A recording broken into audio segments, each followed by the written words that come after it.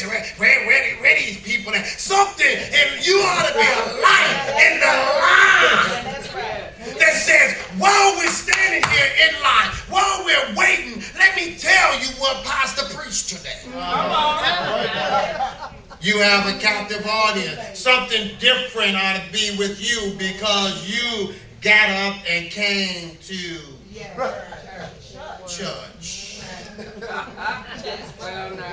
We cannot in 2011, and I have to preach this at the end of 2010, we cannot in 2011 come to church and leave the way we came. I'm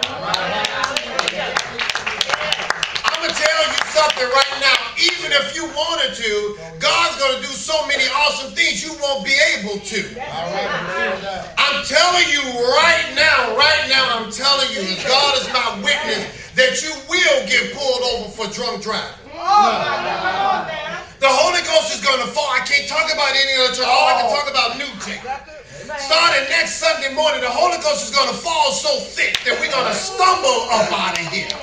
Under the power of God. I'm talking about something ought to be different. But see, how can I leave church and still listen to the left? How can I get in my car from leaving church and still want to listen to T-Pain? How can I get in my car leaving church and still want to listen to something like I want you and your girlfriend? How can I leave church? How can I leave church and still go home with a nasty attitude?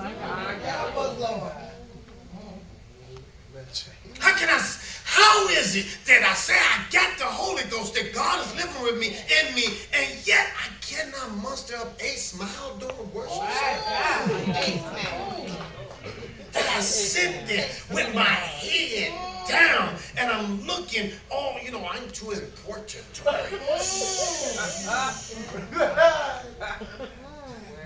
Now, we can't judge you because I don't know how heavy you are. That's right. Because something can come up against us, y'all, in our mind. We be thinking on that thing and we just be like, Lord, Jesus, I'm not trying to be rude and I really do want to praise you, but I'm just so heavy. And I'm not being hypocritical in my praise. I'm mustering up every strength I can to just raise my hand. But Lord, when I finish raising my hand, if I could just sit down here and nobody sees me. Because I just need one prayer. I just need one prayer. If God would answer this one prayer, my whole outlook on life will be different. If God would answer this one, and it's not an impossible prayer.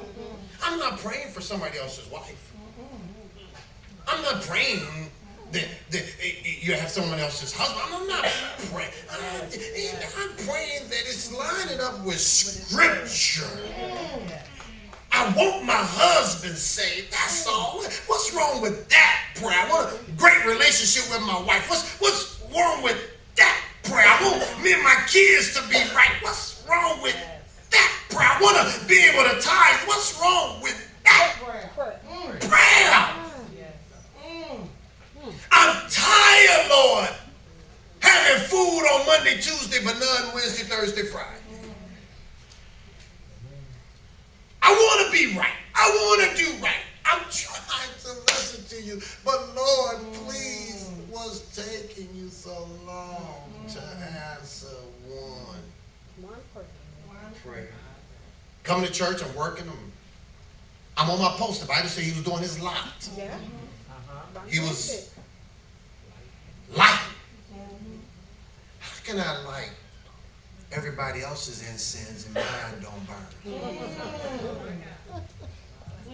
I'm lighting incense for you, and I'm seeing God answering your prayer, and I'm seeing God healing you, I'm seeing God delivering you, I'm seeing you got joy, and yet I'm the one that lit the incense and I can't get a prayer answered.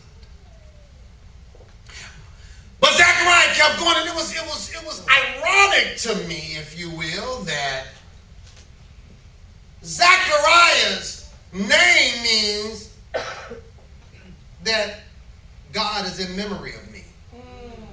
So wait a minute. How can God remember me, but yet won't answer my prayer?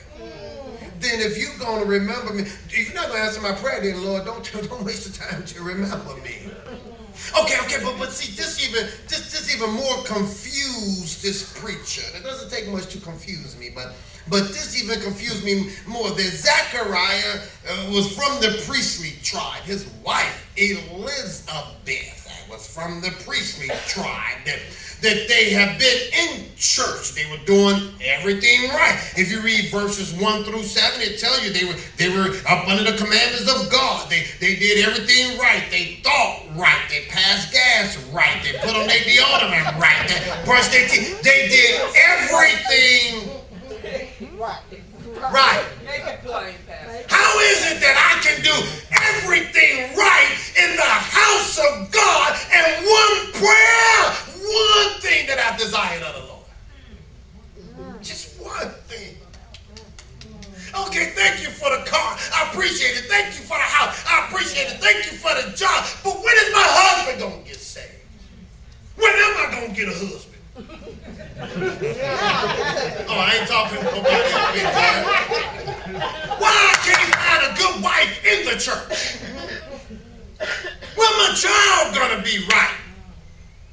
When my mama going to stop acting bipolar? When is going to happen? Hallelujah. One prayer. One prayer. You all understanding what Pastor's saying? Yeah. Are you getting the picture real big? Yeah. One prayer. There's one constant prayer. I've been praying for many years. They're doing everything right. Now his name means that God is in memory of you. And Elizabeth, watch this, nurse. Elizabeth's name means an oath with God.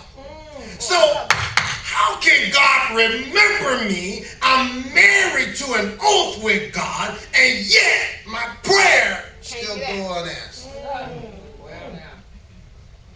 You know, I'm almost ready to slip again. Oh, I ain't talking to nobody. Well, he ain't answering my prayer. Might as well go back to, oh, y'all ain't hearing me. You know what?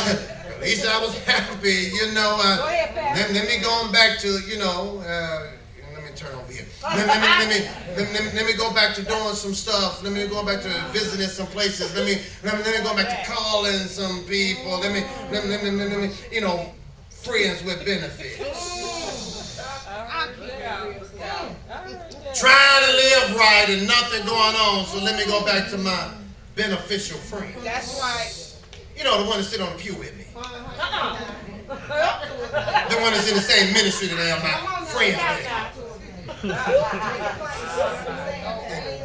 Benefits.